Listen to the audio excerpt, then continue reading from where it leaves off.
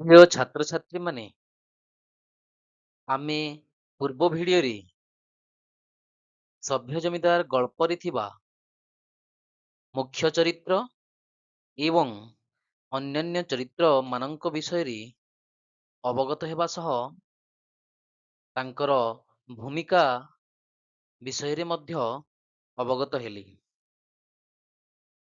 ଆଜିର ଏହି ଭିଡିଓରେ ଆମେ ସଭ୍ୟ ଜମିଦାର ଗଳ୍ପର ସମ୍ପୂର୍ଣ୍ଣ କଥାବସ୍ତୁକୁ ଆଲୋଚନା କରିବା। ପିଲାମାନେ, ଚାଲ ଏବେ ଏହି ଗଳ୍ପର ସମ୍ପୂର୍ଣ୍ଣ କଥାବସ୍ତୁକୁ ବୁଝିବା। ଫକୀର ମୋହନ ସେନାପତିଙ୍କ ସଭ୍ୟ ଜମିଦାର ଗଳ୍ପର ଆରମ୍ଭ ହୁଏ କଲିକତାର ବଡ଼ ବଜାରର ଧନୀ ମହାଜନ ବାବୁ ବଳରାମ ବଳଙ୍କ ଠାରୁ। ସେ ଉତ୍କଳର ବହୁ ବ୍ୟବସାୟୀଙ୍କର ଦଣ୍ଡିଦାର ଥିଲେ ଏବଂ ତାଙ୍କ ମାଧ୍ୟମରେ ବହୁ ପରିମାଣର ବ୍ୟବସାୟ ଚାଲୁଥିଲା। ତାଙ୍କର ମୁଖ୍ୟ ବ୍ୟବସାୟ ଥିଲା ଧୂଆଁପତ୍ର କାରବାର। ଏହି ସମୟରେ ଗରିବ ପରିବାରର ଗୋପାଳ ତାଙ୍କ ଆଶ୍ରୟରେ ଆସେ। ବଳରାମ ବଳ ଦୟାକରି ନିଜ ଜାତିବନ୍ଧୁର ପିଲା ଭାବି ତାକୁ ସାଙ୍ଗରେ କଲିକତା ନେଇଯାଆନ୍ତି। କଲିକତାର ଗଦିରେ ଗୋପାଳ ରହି କାମ କରିବାକୁ ଲାଗେ। ଆରମ୍ଭରେ ତାର ଅବସ୍ଥା ଅତ୍ୟନ୍ତ ସାଧାରଣ ଥିଲା, କିନ୍ତୁ ଧୀରେ ଧୀରେ ସେ ବଳରାମ ବଳଙ୍କ ବ୍ୟବସାୟ ଓ ଧନ ସମ୍ପତ୍ତି ସହିତ ପରିଚିତ ହୁଏ। ଗୋଟିଏ ଦିନର କଥା, ଗୋପାଳ ଏକ ଆକବରୀ ମୋହର ଭରା ପୁଟୁଳିଟିଏ ଦେଖିଥାଏ। ସେ ତାହାକୁ ନେଇ ବାବୁଙ୍କ ପାଖକୁ ଯାଏ, ମାତ୍ର ବାବୁଙ୍କୁ ନ ପାଇ ପୁଟୁଳିଟିକୁ ତାଙ୍କ ପଲଙ୍କରେ ଥିବା ତକିଆ ତଳେ ରଖିଦିଏ। ଯେତେବେଳେ ମହାଜନ ଆସନ୍ତି ତାପରେ ବ୍ୟତିବ୍ରସ୍ତ ହେଇଯାଆନ୍ତି, ସେ ସମୟରେ ଗୋପାଳ ମୋହର ପୁଟୁଳିଟିକୁ ବାବୁଙ୍କୁ ଦେଇ ବିଶ୍ୱାସ ଭାଜନ ହୁଏ। ଏହି ଘଟଣା ଗୋପାଳର ଜୀବନରେ ଏକ ନୂଆ ମୋଡ଼ ଆଣିଥାଏ। କ୍ରମେ ଗୋପାଳ ନିଜର ଭାଗ୍ୟ ପରିବର୍ତ୍ତନ କରିଥାଏ।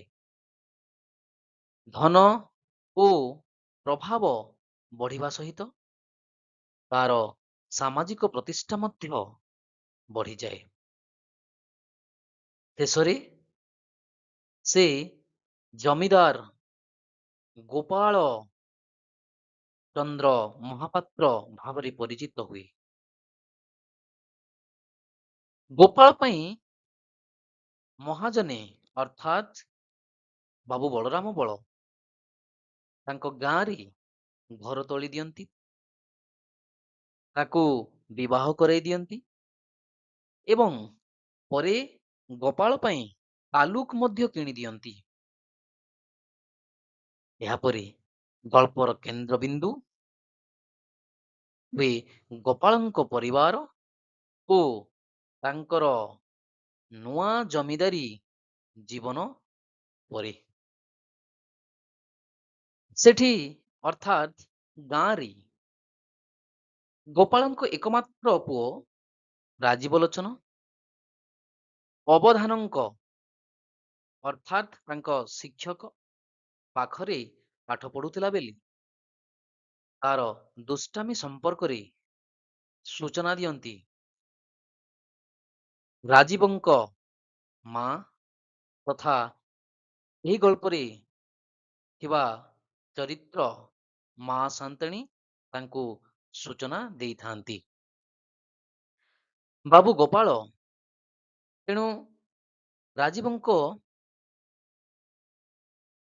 ରାଜୀବଙ୍କୁ ସାଙ୍ଗରେ କଲିକତା ଆଣି ଇଂରାଜୀ ପାଠ ପଢ଼ାନ୍ତି। ମାତ୍ର ରାଜୀବର ପାଠ ପଢ଼ା ପ୍ରତି କୌଣସି ଆଗ୍ରହ ନଥିଲେ ମଧ୍ୟ ସେ ଏହି ବିଷୟରେ କୌଣସି ସୂଚନା ପାଇପାରନ୍ତି ନାହିଁ। ସନ୍ନିପାତ ରୋଗରେ ହଠାତ୍ ଗୋପାଳଙ୍କ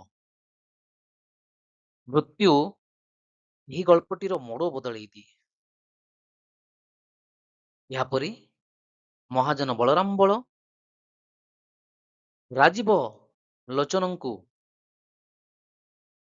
ଗଦିରେ ବସାଇ ତାର ଭବିଷ୍ୟତ ଗଢିବାକୁ ଚାହିଁଲେ ବି ରାଜୀବ ସେଠି ତାର ଅପାରଗତାର ପରିଚୟ ଦିଏ। ଫଳରେ ରାଜୀବଙ୍କୁ ଗାଁକୁ ପଠେଇ ଦିଅନ୍ତି ବାବୁ ବଳରାମ ବଳ। ଗୋପାଳ ବାବୁଙ୍କ ପୁଅ ରାଜୀବ ଲୋଚନ ମହାପାତ୍ର ଇଂରାଜୀ ଶିକ୍ଷାରେ ଶିକ୍ଷିତ ହୋଇ ନିଜକୁ ଆଧୁନିକ ଏବଂ ସଭ୍ୟ ବୋଲି ଭାବେ। ନିଜର ପୁରୁଣା ପରମ୍ପରା ଓ ଚାଲିଚଳନକୁ ସେ ଅସଭ୍ୟ ଓ ପୁରୁଣା ବୋଲି ମନେ କରେ ଏବଂ ଘୃଣା ମଧ୍ୟ କରେ। ଗାଳ୍ପିକ ଏଠାରେ ନବ୍ୟ ଶିକ୍ଷିତ ସମାଜର ଅନ୍ଧା ଅନୁକରଣ ପ୍ରବୃତ୍ତିକୁ ବ୍ୟଙ୍ଗ କରିଛନ୍ତି। ଗାଳ୍ପିକ ଫକୀର ମୋହନ ସେନାପତି।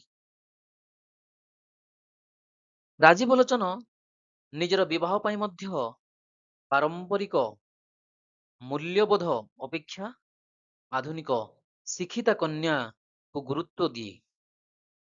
ସେ ଏକ ଅଜ୍ଞାତ କୁଶଳିକା କନ୍ୟାକୁ ବିବାହ କରି ତାଙ୍କ ପତ୍ନୀ ମିସେସ୍ ମହାପାତ୍ର ତଥା ନୟନତାରା ଦୁଃଖ ପାସରା ମଧ୍ୟ ପାଶ୍ଚାତ୍ୟ ଚାଲିଚଳନ ଓ ଆଧୁନିକତାର ପ୍ରଭାବରେ ଥାନ୍ତି। ଦୁହେଁ ମିଶି ନିଜ ଜୀବନରେ ବାହ୍ୟ ସଭ୍ୟତାର ପ୍ରଦର୍ଶନ କରନ୍ତି। ଅନ୍ୟପଟେ ରାଜୀବ ଲୋଚନଙ୍କ ମା ସାଆନ୍ତାଣୀ ପୁରୁଣା ଆଦର୍ଶ ଧର୍ମ ଓ ପାରିବାରିକ ମୂଲ୍ୟବୋଧର ପ୍ରତୀକ ଅଟନ୍ତି। ପୁଅର ନୂଆ ଚାଲିଚଳନ ଓ ଜୀବନଧାରା ତାଙ୍କୁ ଗଭୀର ଭାବରେ ବ୍ୟଥିତ କରେ।